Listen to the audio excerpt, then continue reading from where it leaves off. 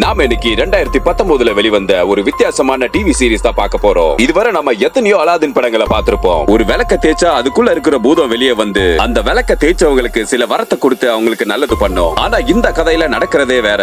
விளக்குக்கு பதிலா சூட்கேஸ்குள்ள அடைஞ்சு கிடக்கிற பூதம் வெளியே வந்தா அந்த பூதத்தை வெளியே வர வச்சவங்களுக்கு சாபம் தான் கிடைக்கும். அந்த வகையில இங்க 3 பேர் அந்த பூதத்தை வெளியே எடுக்க முயற்சி பண்றாங்க. அப்படி அந்த பூதத்தை வெளியே இழுக்கும் போது அதுக்கு வலி ஏற்பட்டு வாயில இருந்து தங்க காசா கொட்ட ஆரம்பிக்குது. இத பார்த்த உடனே பேராசப்பட்ட அவங்க சூட்கேஸ்குள்ள இருக்கிற பூதத்தை கொடூரமா டார்ச்சர் பண்ணி நினைச்சு பார்க்க முடியாத அளவுக்கு தங்க காசை வர வைக்கிறாங்க. அப்படி டார்ச்சர் பண்ணிக்கிட்டு இருக்கும்போது ஒரு கட்டத்துல வலியை தாங்க முடியாத அந்த பூதம் வெளியே வந்துருது. அப்படி அந்த பெட்டிக்குள்ள இருந்து வெளியே வந்த பூதத்தால இவங்களுக்கு என்ன சாபம் கிடைச்சது அப்படிங்கறதா இந்த படத்தோட கதை. Welcome to scene paper. ஒருவேளை நம்ம சேனலுக்கு நீங்க புதுசா இருந்தீங்கன்னா மறக்காம நம்ம சேனலை சப்ஸ்கிரைப் பண்ணிடுங்க. அப்பதான் அடுத்தடுத்து நாங்க போடுற வீடியோ உங்களை வந்து சேரும். ஓபன் பண்ணா இந்த கதையோட ஹீரோ ஜஸ்டின் தன்னோட அப்பாவை பாக்குறதுக்காக ஊருக்கு போயிட்டு திரும்ப வந்திருப்பான். அப்படி நம்ம ஹீரோ ஏர்போர்ட்ல தன்னோட லக்கேஜ்காக வெயிட் பண்ணிக்கிட்டு இருக்கும்போது அவனோட ஃப்ரெண்ட் அலெக்ஸ் கிட்ட இருந்து நீ திரும்பி வந்துட்டியான்னு மெசேஜ் வருது. அந்த மெசேஜ்க்கு ரிப்ளை பண்ணிட்டு திரும்பி பார்த்தா அது வரைக்கும் ஓடிக்கிட்டு இருந்த பேகேஜ் கன்வேயர் திடீர்னு நின்னு போயிடுது. என்னடா இது, நம்ம லக்கேஜ் வரதுக்கு முன்னாடியே இந்த கன்வேயர் நின்னு போயிடுச்சேன்னு பாத்துக்கிட்டு இருக்கும்போது திடீர்னு அங்க ஒரு பெட்டி இருக்கிறத பாக்குறான். ஒரு சின்ன சந்தேகத்தோட இது நம்ம பெட்டி தானான்னு யோசிச்சுக்கிட்டு அங்கிருந்து அந்த பெட்டியை எடுத்துக்கிட்டு வீட்டுக்கு கிளம்புறான். அப்படி அவன் வெளியே போகும்போது தான் தெரியுது அவன் கொண்டு போறது அவனோட பெட்டியே இல்ல, பெட்டி மாறி போயிருக்குன்னு. அப்படி ஜஸ்டின் தன்னோட காரை எடுத்துக்கிட்டு ஏர்போர்ட்ல இருந்து வீட்டுக்கு போயிட்டு இருக்கும்போது அவனோட கேர்ள் ஃபிரெண்ட் கார்ல அவனுக்கு போன் பண்ணி உனக்கும் எனக்கும் செட் ஆகாது, உன்கிட்ட சுத்தமா காசே இல்ல, என்னால உன் கூட இருந்து கஷ்டப்பட முடியாது, நாம பிரேக்கப் பண்றதுதான் சரின்னு சொல்றான். அதுக்கு நம்ம ஹீரோ இப்படி பேசாத, நானும் காசுக்காக தானே போராடிக்கிட்டு இருக்கேன், எனக்கு கொஞ்சம் டைம் கொடு அப்படின்னு சொல்றான். ஆனா அதையெல்லாம் பெருசா மதிக்காம நாளைக்கு வந்து என்னோட திங்ஸ் எல்லாம் எடுத்துக்கிறேன்னு சொல்லிட்டு அவ போனை வைக்கிறான். அப்படி ஒரு வழியா நம்ம ஹீரோ வீட்டுக்கு வந்த அப்புறம் அவன் கொண்டு வந்த லக்கேஜ ஓரமா வச்சுட்டு சாப்பிட்டு முடிச்சிட்டு போர் அடிக்குதுன்னு டிவி பாத்துக்கிட்டு இருப்பான். அப்படி டிவி பாத்துக்கிட்டு இருக்கும் போது திடீர்னு அவன் கொண்டு வந்த பெட்டி அவன் முன்னாடி வந்து நிக்கிறத பார்த்து என்னன்னு புரியாம ஒரு நிமிஷம் யோசிச்சுக்கிட்டு இருக்கும் போது திடீர்னு அந்த பெட்டிக்குள்ள இருந்து என்ன காப்பாத்துங்கன்னு ஒரு குரலை கேட்டு மிரண்டு போன நம்ம ஹீரோ ஒருவேளை இது அவனோட ஃப்ரெண்ட் அலெக்ஸோட வேலையா இருக்கும்னு நினைச்சுக்கிட்டு பா செம காமெடி, நான் அப்படியே பயந்துட்டேன், சரி சரி எங்க இருக்க வெளியே வா அப்படின்னு அவன் ஃப்ரெண்டோட பேரை சொல்லி கூப்பிட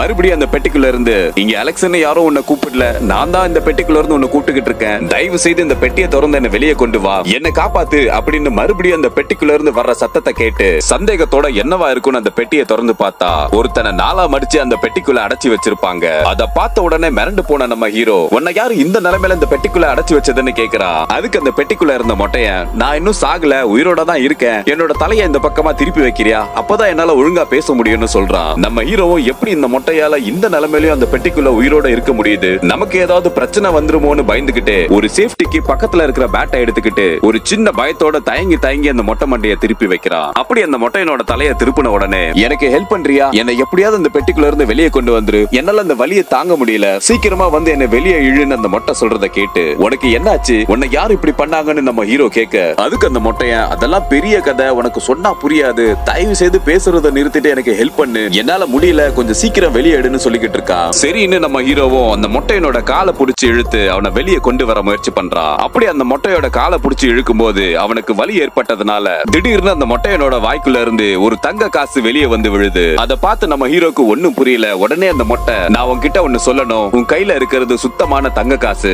என்ன இந்த பெட்டிக்குள்ள இருந்து யாராச்சும் வெளியே எடுக்க முயற்சி பண்ணா அதனால ஏற்படுற வலினால என் வாய்க்குள்ள இருந்து தங்க காசு வெளியே கொட்ட ஆரம்பிக்கும், என்ன வெளியே எடுக்கும் போது எவ்வளவு தங்க காசு கொட்டினாலும் அது உனக்கு தான் சொந்தம், நீயே வச்சுக்கலான்னு சொல்றான். உடனே நம்ம ஹீரோவும் அந்த பெட்டியை மூடி வச்சுட்டு அவன் கையில இருக்கிற தங்க காசு ஒரிஜினலா இல்ல டூப்ளிகேட்டான்னு தெரிஞ்சுக்கிறதுக்காக அதை கொண்டு போய் ஒரு அடகு கடையில கொடுக்கறான். அந்த கடைக்காரனும் அந்த காயினை செக் பண்ணிட்டு இது பழங்காலத்து தங்கம், உனக்கு எப்படி கிடைச்சதுன்னு கேக்குறான். அதுக்கு நம்ம ஹீரோ அது எங்க வீட்டுல ஒரு பெட்டியில கிடந்துச்சு, சரி அதை விடுங்க, இந்த தங்க காசுக்கு நீங்க எவ்வளவு காசு கொடுப்பீங்க அப்படின்னு கேக்குறான். அதுக்கு அந்த கடைக்காரன் இதுக்கு ஒரு $275 கொடுக்கலாம் அப்படின்னு சொல்றான். நம்ம ஹீரோவும் அதை வித்து அவங்க கிட்ட இருந்து பணத்தை வாங்கிக்கிட்டு நேரா அவனோட ஃப்ரெண்ட் அலெக்ஸ பார்த்து இவ்வளவு நேரம் நடந்த எல்லாத்தையும் சொல்லி அங்கிருந்து அவங்க 2 பேரும் அவங்க வீட்டுக்கு போக ஆரம்பிக்கிறாங்க. அப்படி வீட்டுக்குள்ள போற நேரத்துல நம்ம ஹீரோவை பிரேக்கப் பண்ணிட்டு அவளோட திங்ஸ் எல்லாம் கொண்டு போறதுக்காக ஏற்கனவே அந்த வீட்டுக்குள்ள இருந்து அவனோட கேர்ள் ஃபிரெண்ட் அப்படியே வெளியே வரா. உன்கிட்ட பணம் இல்ல, நீ ஒரு பிச்சைக்காரன் நினைச்சேன், ஆனா நீ இவ்வளவு பெரிய கொலைகாரனா இருப்பேன்னு நினைச்சே பார்க்கல, நீ என்ன காரியம் பண்ணி வச்சிருக்கன்னு கேக்குறான். உடனே அலெக்ஸ் என்னது கொலையா அப்படிங்கிற மாதிரி 2 பேரையும் பார்த்துட்டு வேகமா உள்ள போய் அந்த பெட்டிக்குள்ள என்ன இருக்குன்னு திறந்து பாக்குறான். உள்ள 4-3 மடங்கி கிடக்குற அந்த மொட்டையனை பார்த்து பயந்து போறாங்க.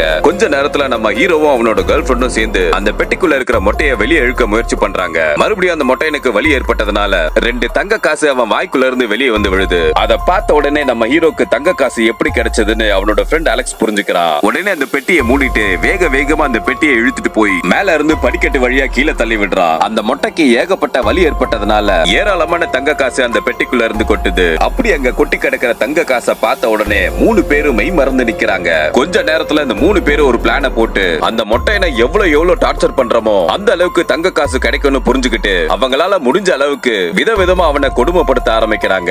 அப்படி அந்த தங்க காசுல கிடைச்ச பணத்தை வச்சு அவங்களுக்கு பிடிச்ச மாதிரி ஆடம்பரமா அதை செலவு பண்ண ஆரம்பிக்கிறாங்க. அப்படி தொடர்ந்து அந்த மொட்டையனை டார்ச்சர் பண்ணிக்கிட்டு அவங்க ஆசைப்பட்ட அளவுக்கு ஏராளமான தங்க காசை கொட்டி குவிக்கிறாங்க. அப்படி தொடர்ந்து அவனை டார்ச்சர் பண்ணிக்கிட்டு இருக்கும்போது ஒரு கட்டத்துல நம்ம ஹீரோ எதுக்காகவோ வீட்டை விட்டு வெளியே போயிருப்பான். அந்த நேரமா பார்த்து நம்ம ஹீரோவோட கேர்ள் ஃப்ரெண்டும் அவனோட ஃப்ரெண்ட் அலெக்ஸும் சேர்ந்துக்கிட்டு ஒண்ணு மண்ணுமா இருந்து அவனுக்கே துரோகம் பண்ணிக்கிட்டு இருப்பாங்க. கட் பண்ணா அந்த மொட்டையனை டார்ச்சர் பண்ணி அந்த ரூம் ஃபுல்லா தங்க காசா கொட்டி வச்சிருப்பாங்க. அப்படியே இந்த பக்கம் அந்த மொட்டையன் கொடூரமா கத்துற சத்தம் கேக்குது. என்னன்னு பார்த்தா அவன் உடம்புல கரண்ட் ஷாக்க கொடுத்து ஏகப்பட்ட தங்க காசை கொட்ட வச்சுக்கிட்டு இருப்பாங்க. ஒரு கட்டத்துல நம்ம ஹீரோ அந்த மொட்டையனை வெளியே எடுக்கிறதுக்கு பதிலா அவனை உள்ளே வச்சு இப்படி டார்ச்சர் பண்ணிக்கிட்டு இருக்கமேன்னு அவனோட வலியை புரிஞ்சுக்கிட்டு அவனை வெட்டுறலாம், பாவம் அவனால தாங்க முடியாதுன்னு சொல்றான். ஆனா அவனோட கேர்ள் ஃப்ரெண்டும் அவனோட ஃப்ரெண்டும் அவன் சொன்னதை ஏத்துக்காம இந்த மொட்டையனை எவ்வளவு டார்ச்சர் பண்றோமோ அந்த அளவுக்கு நமக்கு தங்கம் கிடைக்குது. இதை வச்சு நம்ம எல்லாருமே லைஃப்ல செட்டில் ஆயிடலாம், நம்ம லைஃப் ஸ்டைலே மாறிடும், பணக்காரனா வாழ்வோம், நமக்கு இதை விட்டா ஒரு நல்ல சான்ஸே கிடைக்காது, அதனால கொஞ்ச நேரம் நீ சும்மா இருன்னு சொல்றான். ஆனா நம்ம ஹீரோ இதுக்கு மேல அவனை கொடுமைப்படுத்தினா அவன் இறந்துருவான்னு புரிஞ்சுக்கிட்டு நீங்க இப்ப இதை நிறுத்தலன்னா நான் போலீஸ்க்கு போன் பண்ணிடுவேன்னு சொல்றான். இதனால கோபப்பட்ட அவனோட கேர்ள் ஃப்ரெண்ட் அவன் கையில இருந்த போனை வாங்கி உடைச்சிட்டு அவன் கையில இருந்த இரும்பு ராடால அவன் மண்டையிலே ஓங்கி அடிச்சு